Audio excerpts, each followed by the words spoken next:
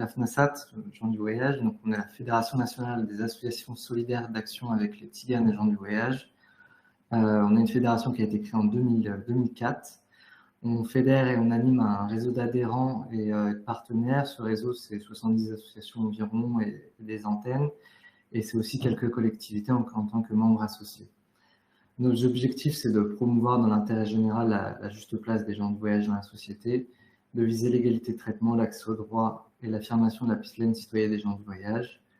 Et en termes d'action, on fait surtout de l'analyse des politiques publiques pour préconisation en direction des pouvoirs publics, de l'appui aux acteurs locaux et nationaux et de la diffusion de connaissances et d'expériences. On a également un organisme de formation et on édite, la FNASAT édite la revue scientifique Études Tziganes et anime une médiathèque spécialisée. On est aussi organisé en pôle de compétences thématiques, donc je représente le pôle habitat accueil. Il y a également un pôle santé, un pôle juridique et une médiathèque. J'ai fait une carte que j'ai oublié de présenter. Donc voilà, ça c'est le réseau de membres. Le contexte de la note, c'est déjà on a publié cette note en mai 2023, elle a mis un petit peu de temps à sortir, mais le constat que faisaient certains membres de la FNASAT, c'était ils faisaient état de situations tendues sur leur territoire et de points de blocage et en général d'une stagnation des politiques locales d'accueil et d'habitat. Il ne se passait plus rien depuis le Covid et même avant. Et donc la note, elle a pour objectif de ranimer cette politique publique et de la faire évoluer vers le meilleur. Et donc déjà, je veux juste revenir sur l'expression de gens du voyage, qui est une dénomination administrative qui désigne des populations hétérogènes dont l'habitat permanent est constitué de résidences mobiles terrestres. C'est issu de la définition de la loi Besson de 2000, mais cette catégorie administrative est issue d'une longue histoire administrative et surtout une histoire de contrôle. Et dans le langage commun, gens du voyage renvoie à des personnes qui vivent habituellement en caravane, qui sont perçues comme appartenant à un même groupe social, culturel ou ethnique, et un groupe qui est considéré comme distinct. Un groupe qui fait l'objet de représentations particulières dans la population sédentaire majoritaire. C'est une appellation qui est paradoxale, puisque dans l'imaginaire collectif, cette population est perçue comme ayant une mobilité permanente, comme si les gens étaient tout le temps en mouvement, alors que les mobilités des voyageurs sont diverses. Et on a aussi des personnes qui, même sans résidence mobile, sans caravane, peuvent se revendiquer comme voyageuses. On a deux politiques publiques dont le pivot est le schéma départemental, donc sont les politiques d'accueil et d'habitat des gens du voyage, qui sont normalement articulés avec d'autres documents de droit commun. Donc on a la politique d'accueil qui est la politique spécifique menée par l'État et les collectivités territoriales afin de gérer le passage des gens du voyage, et la politique d'habitat qui est la politique d'intégration de la résidence mobile dans les dispositifs de droit commun, d'urbanisme, d'habitat et de logement, donc dans tout ce qui est PLU, SCOT, PLH, PDLHPD, etc. Pour nous, la première politique à être mise en place, et celle qui la principale à partir des années 90, à partir de la première loi Besson, c'est celle de la politique d'accueil, donc une politique de construction d'équipements, de construction et de financement d'équipements publics pour permettre le passage des gens du voyage. Donc on a aujourd'hui deux principaux équipements qui sont l'aire permanente d'accueil pour les petits passages et l'aire de grand passage pour les grands rassemblements. Et on constate que l'ensemble du dispositif d'accueil se construit entre la deuxième loi Besson et 2008. En 2004, il n'existe que environ 6 000 places d'aire permanente d'accueil. Et aujourd'hui, on en est à peu près à 26 344 places. Donc on a à peu près 20 000 places qui ont été construites en un peu moins de 20 ans. On constate là sur ce schéma que le pic de la construction se situe en 2008, ce qui correspond en fait à la fin du financement des prescriptions d'aires permanentes d'accueil, c'est-à-dire que la loi Besson prévoyait que les collectivités avaient 2 ans pour réaliser leur prescription vis-à-vis du schéma départemental, et au-delà, elles n'étaient plus financées et elles devaient donc construire les aires d'accueil sur leurs fonds propres. Il y a eu des dérogations en fait, jusqu'en 2008, de 2000 à 2008. Et en 2008, l'État arrête de donner ces dérogations. Donc, les seules aires qui restent financées sont les nouvelles prescriptions, et donc il y en a très peu aujourd'hui. Et c'est pour ça qu'on voit sur le schéma qu'on baisse de plus en plus. En 2010, on a 371 places financées, et on arrive jusqu'en 2022 à 12 places financées. Mais après, ça ne veut pas forcément dire qu'il n'y a eu que 12 places financées en 2022. Il y en a eu un peu plus, mais ça reste assez marginal par rapport aux chiffres qu'on a entre 2000 et 2008. J'ai pas fait de carte, mais cette offre, elle est encore aujourd'hui répartie inégalement. On a encore des territoires qui sont mal pourvus, comme la région PACA, la région Île-de-France. En Île-de-France, le taux de réalisation à l'échelle de la région est de 50%, avec des disparités. En Seine-et-Marne, on peut avoir 75% ou 70%, je crois que 75%, et dans les Hauts-de-Seine, je pense qu'on est autour de 20 ou 30%. Et sur l'ensemble du territoire, on peut avoir des départements ruraux où le besoin a été faiblement identifié. On peut avoir 3 aires d'accueil et un taux de réalisation de 100%. Et aujourd'hui, du coup, la création de places reste marginale. On construit peu d'aires d'accueil, et ça va aujourd'hui, la construction d'équipements d'accueil concerne surtout les aires de grand passage, et les objectifs pour les aires de grand passage ont été réalisés pour 2/3 de ces objectifs. On constate aussi qu'entre 2004 et 2021, on a une baisse des objectifs, ce qui permet d'avoir des taux de réalisation paradoxalement qui sont du coup plus élevés. On a une baisse de 25% des objectifs, ce qui représente à peu près 11 000 places. Et il reste aujourd'hui à réaliser 5 627 places. On sait aussi que, moi j'en ai compté 700, mais je pense qu'il y en a au moins 1700 places d'aires permanentes d'accueil qui ont fermé. C'est assez dur de savoir si elles ont fermé pour toujours, ou si c'est parfois elles ferment quelques mois et en fait elles ne rouvrent jamais. Et souvent, on a un peu cette idée reçue que c'est les places de terrains familiaux locatifs, les prescriptions en place de terrains familiaux locatifs qui ont remplacé celles d'accueil qui ont baissé. Et du coup, c'est pour ça que sur cette image, on a quand même mis les prescriptions en place de terrains familiaux locatifs pour représenter que même avec un équipement d'habitat, on n'arrive pas aux mêmes objectifs qu'au début des années 2000, alors que je ne suis pas sûr qu'il y ait eu une baisse des besoins. Et du coup, cette baisse des objectifs, ça nous laisse craindre qu'il y ait une baisse de l'offre avec la fermeture de places et l'abandon des prescriptions relatives à l'accueil, alors qu'il y a un besoin d'itinérance pour une partie des voyageurs, et ce à quoi servent les équipements d'accueil. De façon un peu plus qualitative, ces aires d'accueil, elles sont, on le sait depuis longtemps, mais qui a été encore plus rendu public depuis 2019. Ces aires d'accueil sont très mal situées, avec 38% qui sont à proximité de risques et de nuisances environnementales, au moins 38%, et pour une grande partie qui ne sont pas dans des zones qui sont dédiées à de l'habitat, des endroits où on ne souhaiterait pas habiter. Et à cela s'ajoute une offre qui est principalement sommaire, utilitaire et sécuritaire. Et ce qu'on sait aussi depuis longtemps et qui est encore plus démontré, c'est avec des modalités de gestion qui sont souvent hasardeuses.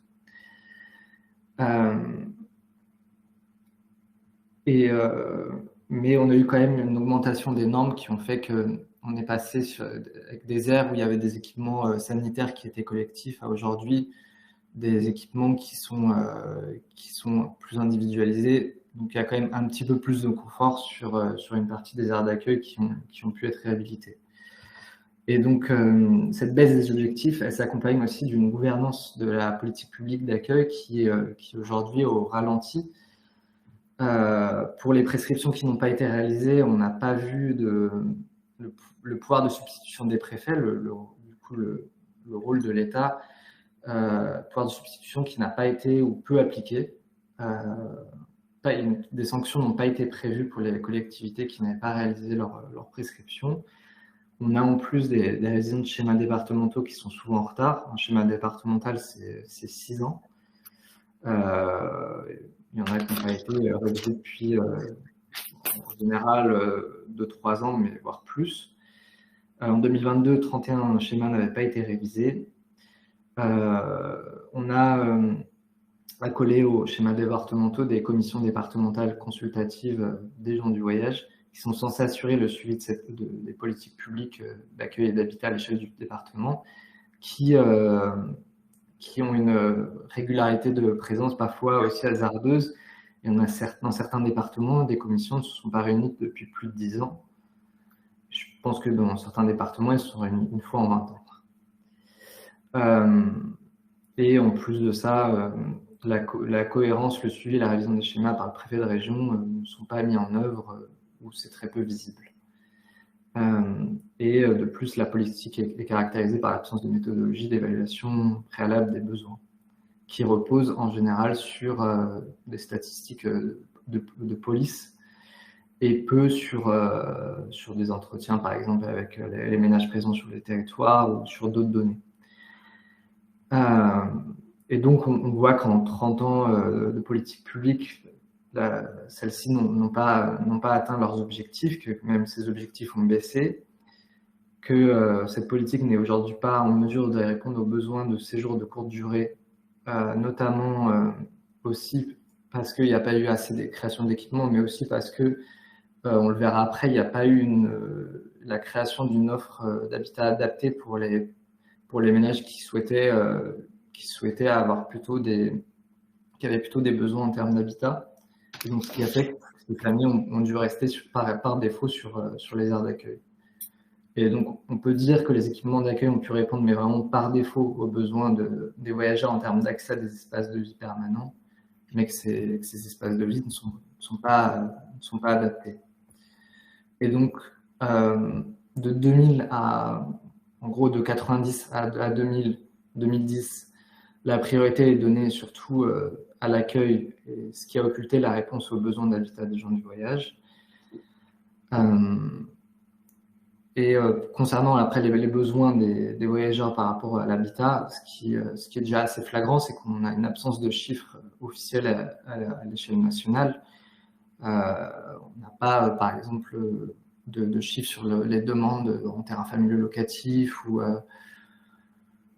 d'autres chiffres sur le mal logement des voyageurs. Donc, on a un seul chiffre qui est le nôtre et qui date de 2017, où en 2017, on estimait qu'environ 208 000 personnes qui vivent de manière permanente en résidence mobile, en caravane, avaient besoin d'accéder à un habitat digne et sécurisé.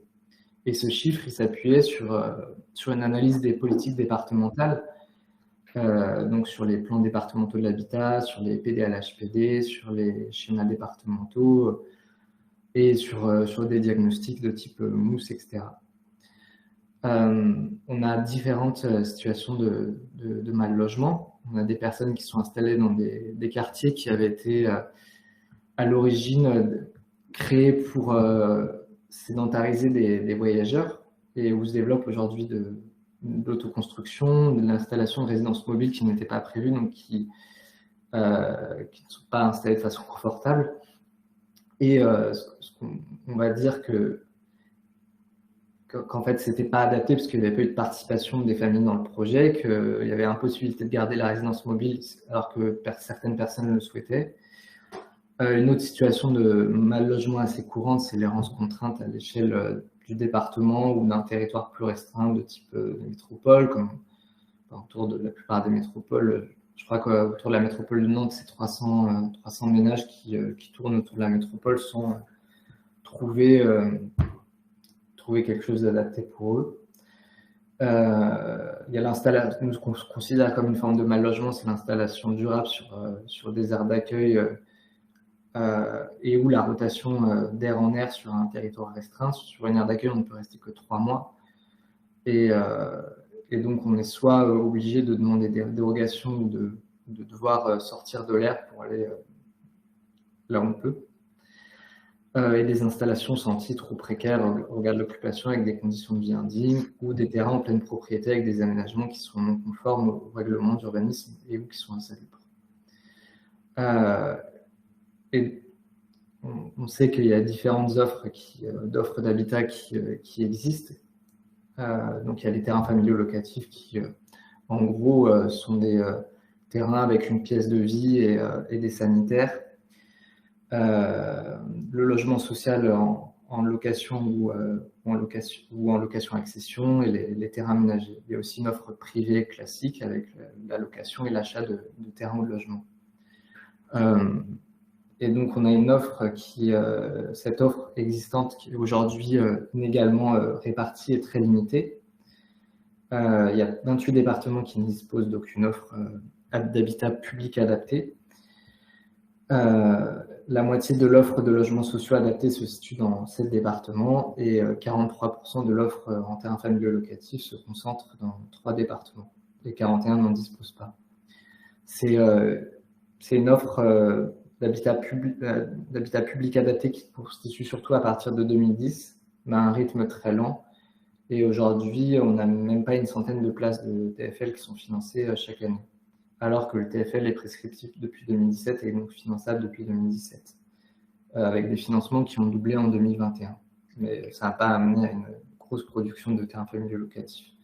On a surtout depuis 2017, un budget, surtout depuis 10 ans, un budget qui est sous-consommé et un budget alloué à la création de places en aire d'accueil ou de TFL qui est autour de 2,5 millions aujourd'hui. Donc là, c'est le graphique des créations de logements sociaux adaptés. Donc un logement social adapté, en gros, c'est un pavillon qui permet l'installation de résidences mobiles juste à côté de la maison. Donc c'est une offre qui se constitue à partir de 2008 et qui connaît un ralentissement à partir de 2019, donc un peu avant le Covid, et qui aujourd'hui est assez basse, en dessous de la moyenne.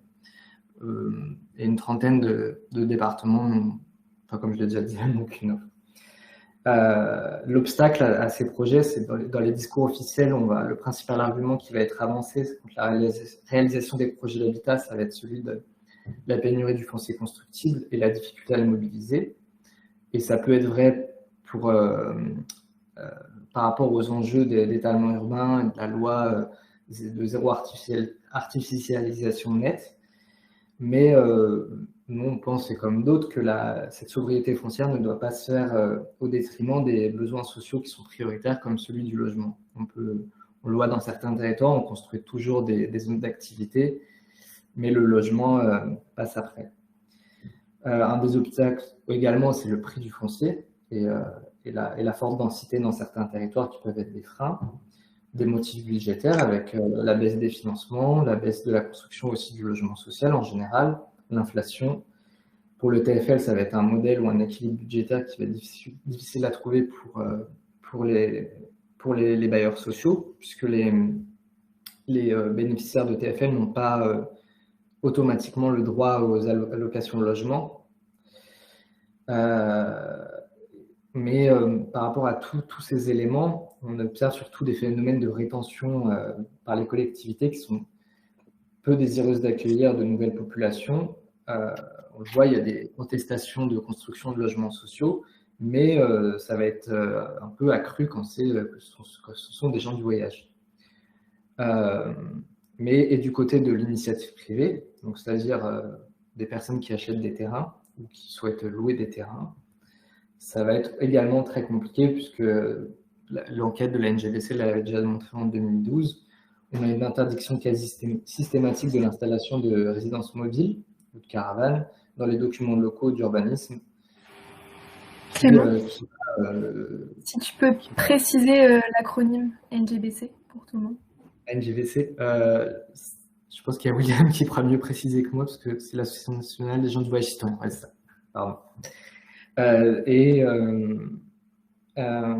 On a une augmentation aussi des prix du foncier, comme pour tout le monde.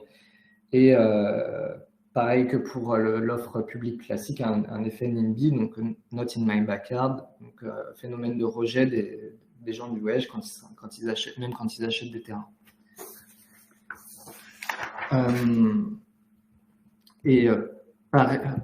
Pareil que pour la politique publique d'accueil, on a aussi une gouvernance des politiques d'habitat qui est un peu lancinante, qui est aussi compliquée que pour celle de l'accueil.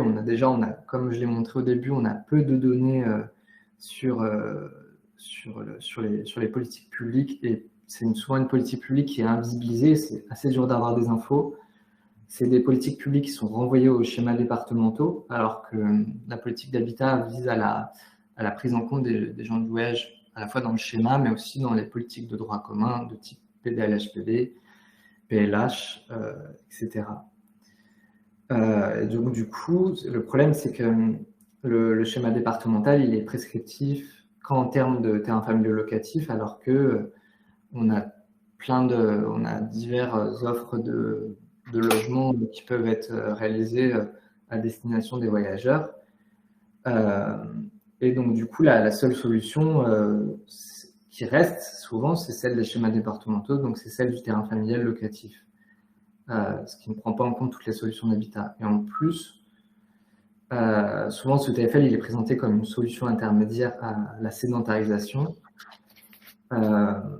Mais pour nous, il n'est pas du tout le seul produit à promouvoir, car souvent, déjà, il revient plus cher aux locataires qu'un logement social adapté, alors qu'il offre moins de confort, il est plus petit, et les gens n'ont pas le droit forcément aux aides au logement. Il ne correspond pas à tous les besoins. On va avoir tendance vu qu'on a une prescription sur un territoire, à vouloir faire que du TFL sans interroger les besoins des ménages. Et pour nous, ça ne doit pas être, du coup, une solution standardisée.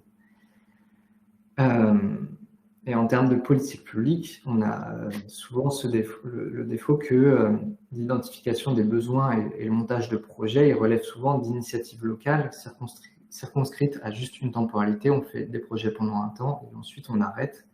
Et à un périmètre restreint, celui souvent de la commune. Donc ça dépend souvent d'élus locaux qui sont motivés. Ça donne des réponses, mais ça ne va pas permettre une politique plus large et permettre, par exemple, le parcours résidentiel sur l'ensemble du territoire ou dans le temps. Le projet va pouvoir correspondre à un certain nombre de ménages à un moment donné, mais les besoins peuvent changer à certains moments plus tard, s'il y a des jeunes qui souhaitent décohabiter ou des personnes âgées qui sont dans des logements trop grands.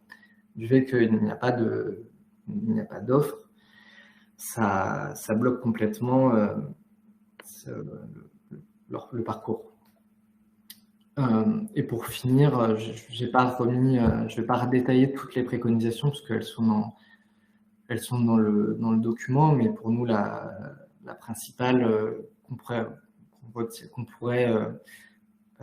qu'on privilégie, c'est la reconnaissance de la résidence mobile d'habitat permanent comme tout ou partie d'un logement, ce qui permettrait de donner une plus grande place dans l'urbanisme et de vraiment reconnaître son droit d'occupation des sols.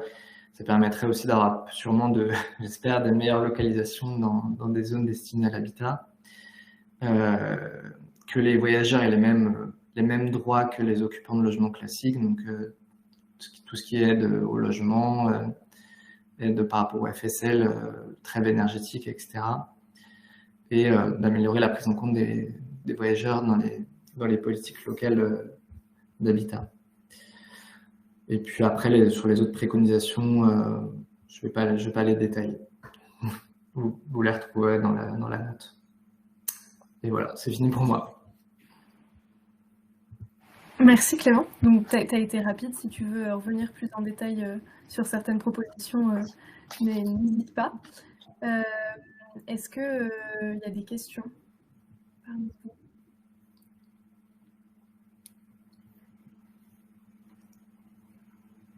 Manuel. Bonjour, bonjour Clément, merci beaucoup pour cet exposé, c'était très clair et la note également, vraiment je conseille à tout le monde de la lire. J'avais une question sur cette courbe au début sur la création d'aires d'accueil qui est extrêmement concentrée sur quelques années, donc tu as expliqué pourquoi historiquement c'est la première je crois. Et donc tu expliques qu'après ça s'est vraiment totalement effondré, c'est-à-dire qu'il n'y en a quasiment plus quoi, parce qu'il n'y a plus d'aide de l'État, c'est ça? Oui. Mais s'il manque des places dans certains départements, je suis assez surpris quand même de que j'ai déjà vu souvent, mais dans la politique du logement, il y a rarement des courbes aussi accentuées. Qu'est-ce qui empêche d'en produire davantage aujourd'hui, alors qu'on a fait 5000, je ne dis pas que c'est la meilleure solution évidemment, mais passer de 5000 à 50, quoi. C'est un peu bateau, mais je dirais que le premier argument, ce serait la volonté politique. Je pense que peut-être que c'est vraiment une hypothèse, mais je suis vraiment pas sûr. Peut-être que c'était que les collectivités qui voulaient bien faire leurs aires d'accueil qui les ont fait pendant les premières années. Et peut-être que celles qui restent, c'était vraiment celles les plus réfractaires, mais je suis pas sûr de ça. Je pense que c'est une mauvaise hypothèse. Je pense que le manque de financement explique tout, quoi. Et la mauvaise volonté, enfin, le manque de volonté de les faire. Et pardon, juste, pourquoi est-ce que l'État a arrêté les financements comme ça au bout de juste quelques années? Je sais pas du tout, parce que c'était un peu la carotte, entre guillemets, pour que les collectivités, je pense, il y avait un tel manque de place à cette époque-là que ça devenait peut-être urgent. Parce qu'il y avait déjà une loi en 90 qui n'avait eu que très peu d'effets. Et donc la loi de 2000 essaye d'accélérer cette production. Et je pense que la règle des 2 ans était vraiment pour accélérer cette production. Après, je n'ai pas tout le contexte de 2008, pourquoi ça s'arrête en 2008. Alexandra, est-ce que vous voulez poser votre question à l'oral? Bah oui, du coup, je peux. Je ne sais pas si vous m'entendez bien. Oui, très bien. Pour le coup, alors j'ai peut-être pas tout suivi, mais on est d'accord que le graphique, il est bien sur la création des aires, mais il y a eu une période en fait où le passage en fait des compétences entre communes et collectivités a entraîné aussi des réflexions, il me semble, sur la réhabilitation d'aires d'accueil qui étaient déjà existantes, mais peut-être plus aux normes ou en tout cas pas adaptées, notamment sur la question effectivement des sanitaires et des espaces communs. Donc je ne sais pas s'il y a des statistiques que vous avez pu intégrer ou pas sur ces données-là, ou si c'est intégré un petit peu globalement dans le fameux graphique dont vous venez de parler. Non, c'est vrai qu'on n'a pas fait de graphique, mais on en parle dans la note, puisqu'il y a eu le plan France Relance depuis je crois 2020, qui a permis, je prends juste les chiffres, qui avait permis de réhabiliter 55 aires, soit à peu près 13% de l'offre nationale. Mais avant ça, on n'a pas encore pris la peine de faire des stats là-dessus. Je pense qu'on les aura par rapport, on les aura dans les schémas départementaux quand on les aura compilés. D'accord, ok.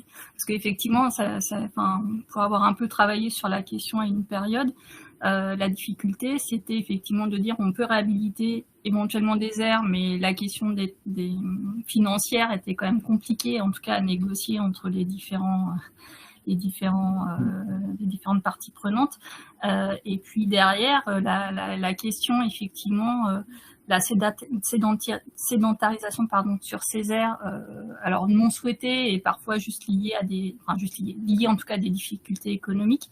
Il y a des questions autour de ça qui sont effectivement peut-être qui peuvent aussi peut-être expliquer qu'à un moment, voilà, les collectivités s'en sont saisies et puis que c'est redescendu assez rapidement. Et effectivement, la période Covid n'a pas du tout arrangé, en tout cas, ce traitement-là. Voilà, c'était une réflexion parmi d'autres.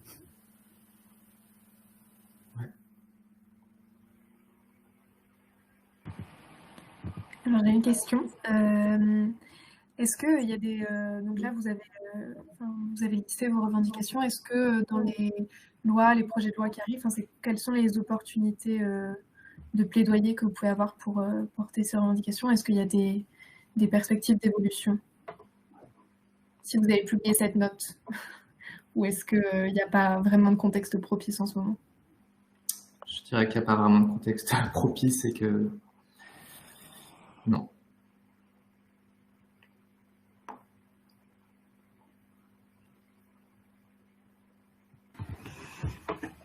Est-ce qu'il y a d'autres questions? Je voyais que vous écriviez un peu dans le chat si William peut préciser sur les...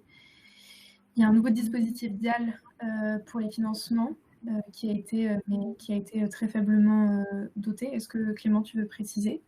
Oui, c'est juste que depuis cette année, la DIAL permet de financer la réhabilitation des aires d'accueil, mais que en fait, cette ligne budgétaire, elle concentre beaucoup de choses, dont en fait, elle concentre la création d'aires d'accueil, la création de terrains familiaux locatifs, la réhabilitation des aires d'accueil, la transformation des aires d'accueil en terrains familiaux locatifs, et que ce budget de 2,8 millions et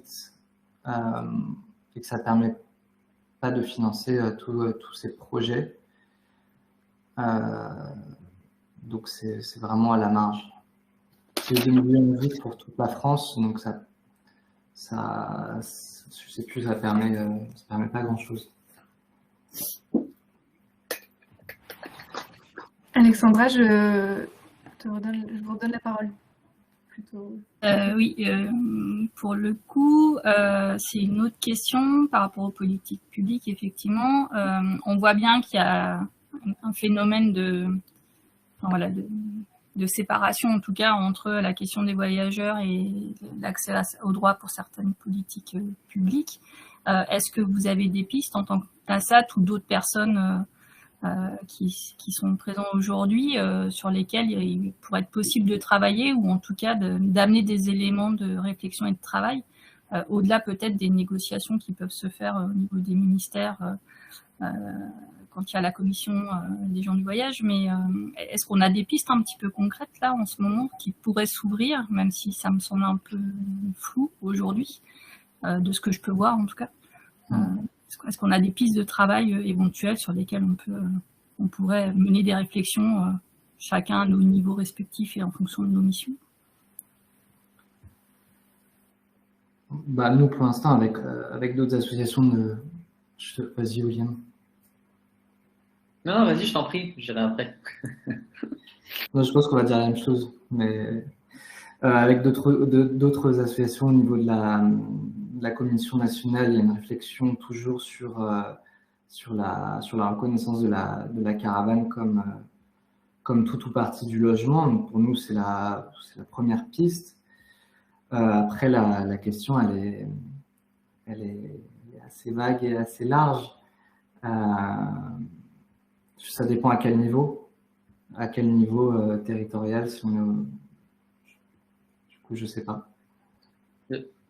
Peut-être que je peux me permettre juste de compléter. En fait, quand on aborde la question de l'accueil et de l'habitat, on aborde donc des dispositifs qui sont pour partie donc des dispositifs publics d'accueil qui, là, c'est du temporaire. Donc, on parle tous les 3 mois. On ne parle pas de logement ici. Et on aborde aussi des dispositifs d'accueil qui sont sur critères de revenus, donc forcément pour une partie des voyageurs, mais pas tous les voyageurs, et surtout qui sont très difficiles à obtenir. Donc, on élude complètement une autre situation qui est celle de la propriété privée et des difficultés qu'évoquait Clément d'accéder à des terrains et aux propriétés privées, notamment liées aux questions d'urbanisme et de droit de l'urbanisme et au fait qu'aujourd'hui, on se retrouve avec, partout en France, des documents d'urbanisme PLU, carte communale ou PLUI, qui interdisent de manière absolue et générale le stationnement de la caravane. Ça, déjà, ça nous semble être une piste, mais alors là, pour le coup, une piste, on va dire, juridictionnelle, contentieuse, mais ça demande beaucoup d'énergie d'attaquer un PLU, ça coûte très cher et ça nécessite d'avoir des familles qui soutiennent. Voilà, parce qu'on est convaincu qu'au Conseil d'État, en tout cas, le juge viendrait sanctionner ces interdictions absolues et générales, notamment après, en plus, l'introduction dans la loi Allure en 2014 de l'obligation de prise en compte de toutes les formes d'habitat. Donc ça, pour nous, c'est une des pistes à soutenir. Il y a effectivement le rapport que la commission consultative a produit sur la caravane, en tout cas la caravane comme tout ou partie du logement. Aujourd'hui, ce rapport, il n'est pas publié, mais je pense qu'il va falloir réfléchir à en faire sortir une partie parce qu'il y a des propositions très concrètes qui ont été faites à la fois par la FNASAT, la NGVC et d'autres associations de modifications législatives ou réglementaires, avec des possibilités rapidement en fait, d'intégrer, même par voie de cavalier législatif, pas forcément sur une réforme de la loi Besson, des dispositifs, par exemple sur l'accès aux droits sociaux, notamment aux APL et à d'autres formes de droits pour lesquels les voyageurs sont complètement privés aujourd'hui.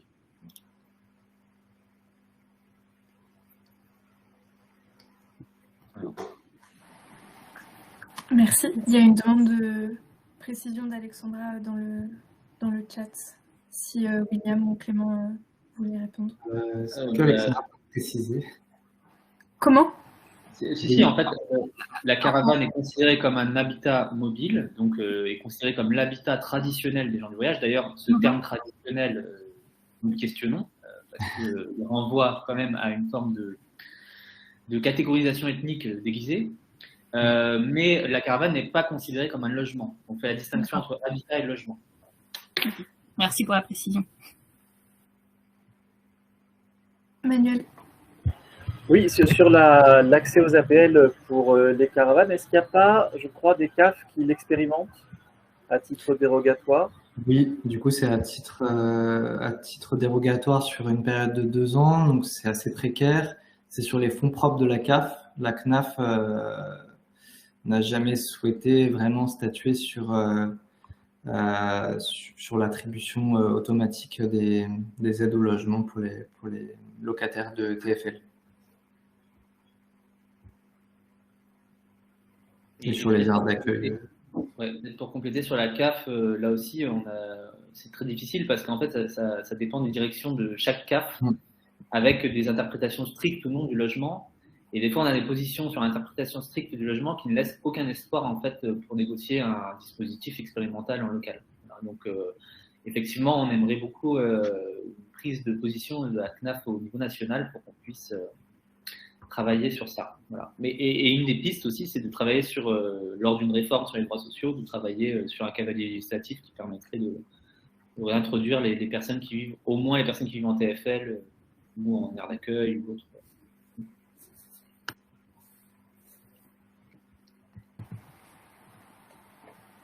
Merci. S'il n'y a pas d'autres questions ou ajouts, on va pouvoir ici remercier Clément. C'est bon pour tout le monde? Ouais. Eh bien, merci. On a enregistré ce webinaire, donc il sera disponible sur le site du CAU, si vous voulez le consulter. Et voilà, merci à Clément pour son intervention et pour vos questions. Je vous enverrai la note, elle est trouvable, je pense, sur le site de la FNASAT. Mais voilà, j'essaierai de vous l'envoyer également par mail si vous souhaitez plus d'infos.